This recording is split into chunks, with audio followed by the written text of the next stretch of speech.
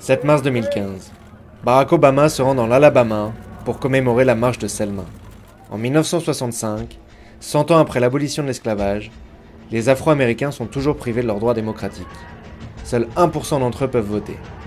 Cette marche pour les droits civiques fera 70 blessés, mais aboutira quelques mois plus tard au passage du Voting Rights Act. Après des siècles de lutte, les États du Sud en finissent avec la ségrégation. Mais depuis 2008, 22 États à majorité républicaine tentent de restreindre le droit de vote. Right now, in 2015, 50 years after Selma, there are laws across this country designed to make it harder for people to vote. As we speak, more such laws are being proposed. Meanwhile, the Voting Rights Act, the culmination of so much blood, so much sweat and tears, the product of so much sacrifice in the face of wanton violence, the Voting Rights Act stands weakened. Its future subject to political rancor. How can that be? Jour de foire à Wisconsin Rapids, dans le nord du pays. En ce 11 septembre 2016, à côté des voitures de collection et des activités pour enfants, la Ligue des suffragettes incite les citoyens à s'inscrire sur les listes électorales. It's right there, and we will give the form to Paul today, and we'll let him know that you're coming in. Why is it important for you to register today? Why is it important for us? Because we have to. It's our voice. Absolutely. Dans cet état bascule, qui a permis l'élection de Donald Trump à la Maison-Blanche, les républicains ont voté par 2 fois des lois restreignant l'accès au vote. Leur cible ?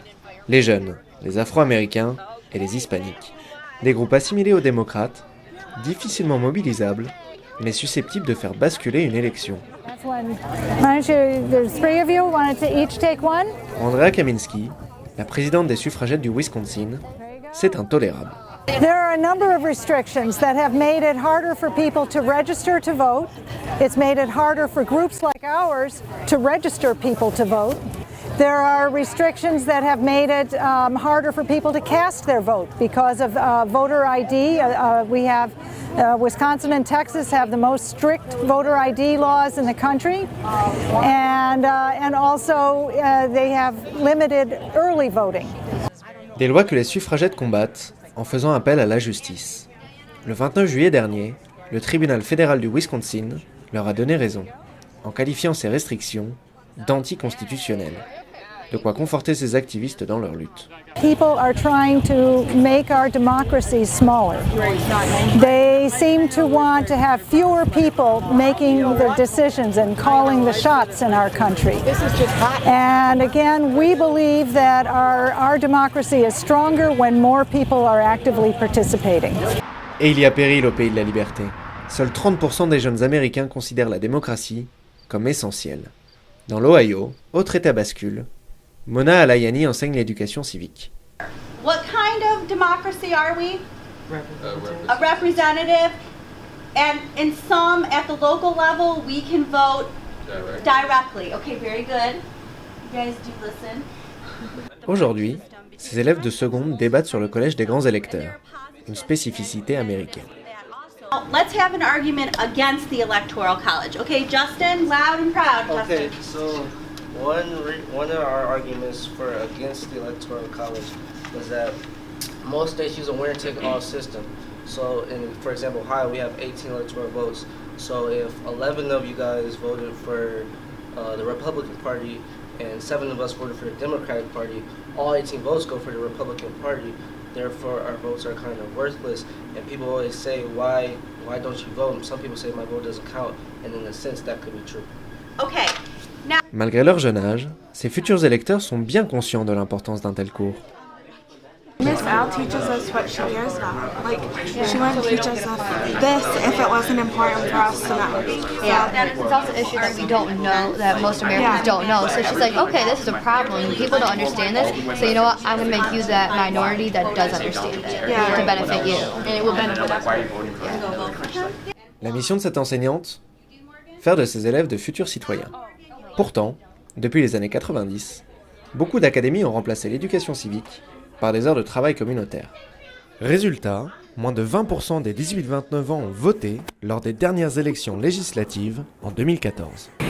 I believe schools should be more involved in the education of our youth when we're talking about citizenship and civic engagement.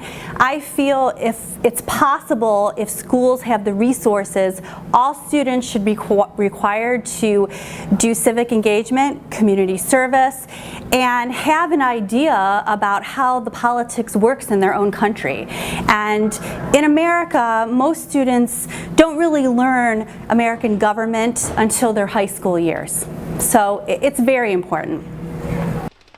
De la théorie à la pratique, direction l'université de Toledo. Quelques heures par semaine, ces jeunes filles militent pour une association de sensibilisation contre le trafic d'êtres humains. Une mission qui est prise très à cœur. So helping out your community, doing service is very important because you're living in this world and you want, if you were in some other people's situation, you would want them to help you. And with Young Women for Change, our mission is to empower women and to show them that sisterhood, service, leadership is very important. Pas encore citoyens, ces jeunes peuvent déjà voter sur Internet. Hi, welcome to change.org. This is our San Francisco headquarters. I'll take you over here. This is where most of our staff works, where we work on a lot of the biggest petitions that happen on the site. We sort of help create those strategies, try to help them win, help give tips to the people that start those petitions.